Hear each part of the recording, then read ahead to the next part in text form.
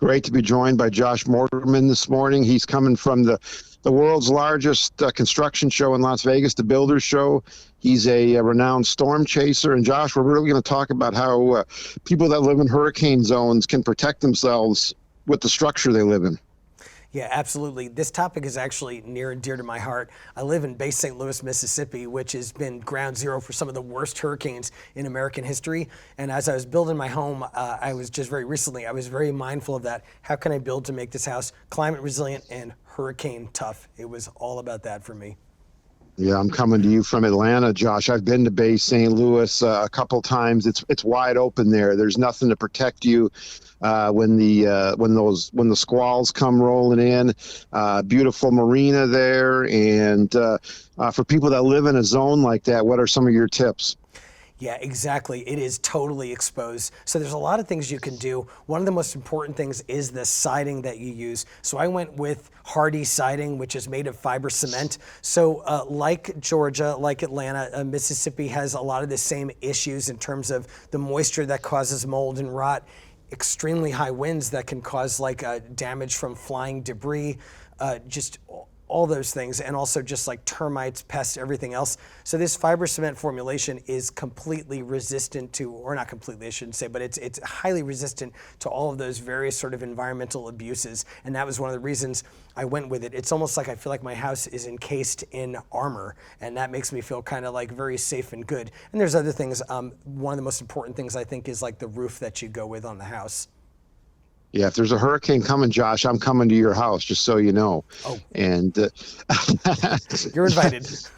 It's one thing if you're building, I guess, a house from the ground up, but it's another thing if you have an existing home that you're looking to make more climate resilient. What are some possibilities for those people? So I would think like if you're in like the southern United States, you're in a hurricane zone, I would say there's like two things you could do with your existing home. One is really take a good look at the roof. As I always say, when you're in a hurricane, if the roof stays on, you're gonna be okay. Even if you have some broken windows or a door blows off or something like that, if your roof stays on, you'll be okay. But if the roof comes off, it's game over. So I would say that's an area where if you the money that you have, put it into one thing is a good roof. A lot of folks in hurricane zones go with what are called standing seam roofs. They're metal roofs. They're these panels. They attach in a certain way, and they stay on in extremely high winds. And then the other thing, of course, is the siding. I'm going to come back to that. Going with a fiber cement siding, which is so wind and impact resistant. The hardy siding that I use, like I said, it gives me real peace of mind. So the really good standing seam roof and the hardy siding, I think those are two really important things. Another thing I want to talk about is the impact windows or a shutter system to cover the windows if you don't have impact glass. I'd say those three things. You would know, Josh. You've been in chased more hurricanes than anybody.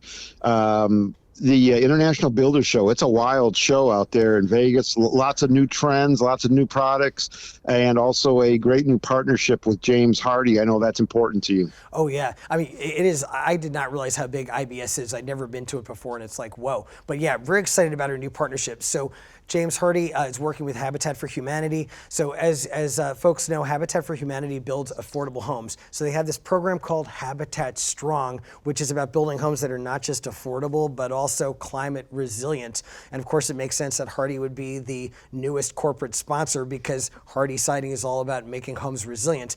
And these two missions of being affordable and being climate resilient, they go hand in hand, because when you think about it, if you build a home that's climate resilient, you're making the home more affordable in the long run because you're going to spend a lot less money on repairs and upkeep. So it makes so much sense, and we're really, really excited about this. This is a really, really good cause.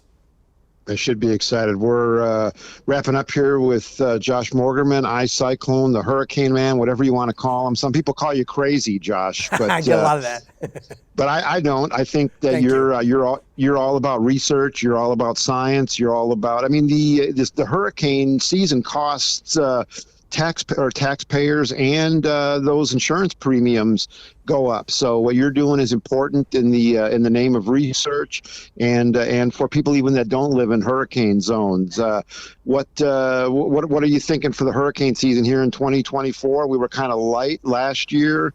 I know that doesn't mean that we're going to be heavy this year, but what are you thinking the way things are already warm around the country? Yeah, it's funny you mentioned that. So there's murmurings in the community that it looks like it could be. There's some sinister indicators. One is that the tropical Atlantic is extremely warm right now. And of course, hurricanes get their energy from warm water. And the other thing is that it looks like we're switching from an El Nino, which suppresses Atlantic hurricane activity, to a La Nina, which enhances the activity. So the early indicators are that it looks like we could be in for another big season, unfortunately. So, but folks should always be ready, because even in slow seasons, you can have one devastating impact. Hurricane Andrew, Category 5, that smashed the suburbs south of Miami in 1992. That was a slow season, but that one disaster was legendary.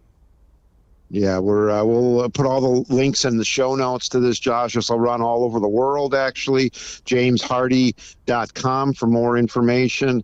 And I love the trend, Josh, of all these storm chasers that have joined the internet and YouTube and streaming services, because it really benefits people, gets them the information they need to stay safe.